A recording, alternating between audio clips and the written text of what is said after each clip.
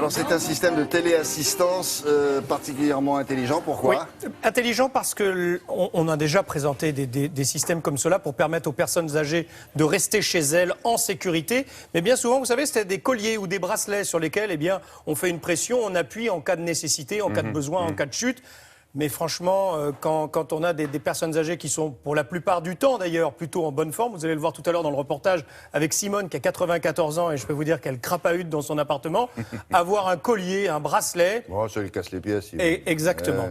Là, vous avez des détecteurs qui sont posés chez vous, alors en fonction de la taille de votre appartement, il peut y en avoir 6, 7, 8, et qui vont détecter vos passages. Donc, si jamais vous ne passez plus et qu'il n'y a plus de mouvement, eh bien, immédiatement, l'alerte est donnée. Mais c'est un algorithme intelligent qui va apprendre de vos mouvements. C'est-à-dire que l'algorithme va savoir que vous passez le matin environ un quart d'heure dans la salle de bain.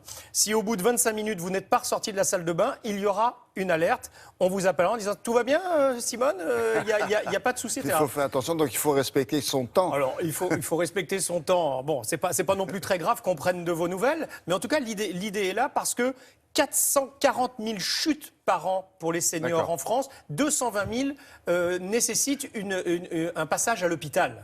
Hein, mais ce n'est pas visualisé, c'est pas un Alors personne ne vous voit, il n'y a pas de caméra. Non, non, surtout pas. En fait, l'idée, c'est d'être le moins intrusif possible. Donc, ce sont des détecteurs de mouvement qui sont placés chez vous, collés même. Hein.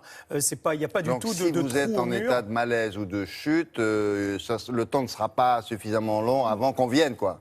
Et justement, j'en parlais avec les spécialistes, ils disaient surtout, il ne faut pas dépasser 3 heures en règle générale. Notamment sur une fracture ou sur une blessure. 3 heures, au-delà de 3 heures, ça commence à devenir très dangereux. Et là, bien entendu, on sera bien en deçà. Donc, on est allé justement chez Simone, regardez comment cela fonctionne. Regardez.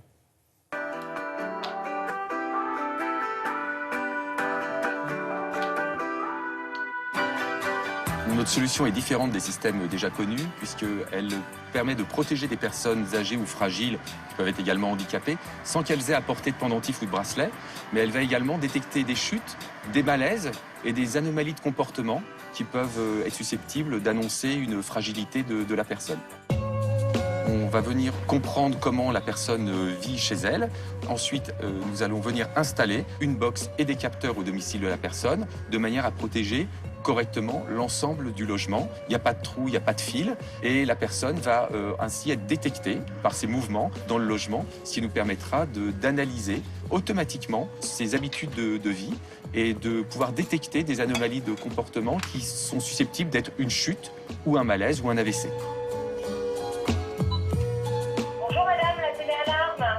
Oui, ne vous inquiétez pas, je voulais contrôler si ça marchait. D'accord, tout va bien. J'ai bien reçu l'appel du Poitiers. Hein. Oui, très bien, merci.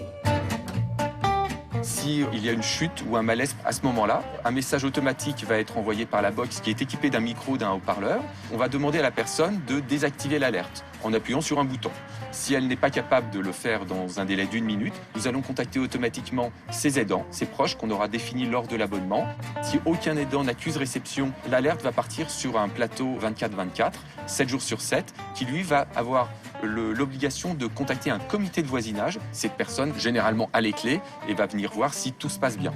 Ce qui est important de savoir, c'est qu'une chute de moins de 3 heures a des conséquences assez peu importantes. Entre 3 et 12 heures, on peut perdre entre 30 et 60% ses capacités physiques, mais également mentales et psychologiques jusqu'à la fin de ses jours. Pourquoi? Parce que quand on reste au sol, on ne peut pas prendre ses médicaments, on peut attraper froid, on va se déshydrater. C'est à la fois une solution simple et qui peut s'installer dans n'importe quel village de France ou dans n'importe quelle ville. Alors, c'est labellisé par l'hôpital Georges Foix, qui est le plus grand hôpital gériatrique d'Europe. Le prix, tout de même, 34,90 € sans aucun frais, même d'installation, pour avoir le système chez soi. Et il y a même un système de déduction d'impôts qui peut entrer en ligne de compte. Et puis, on peut le coupler avec un système en cas de fuite d'eau, par exemple. Et puis, un système qui fonctionnerait également pour les personnes handicapées. Hein. Bon, cela dit, Simone, si vous souhaitez faire un brushing qui dépasse 20 minutes... vous prévenez avant. Mais prévenez avant. Est-ce qu'on peut prévenir avant? Oui. On doit pouvoir, oui.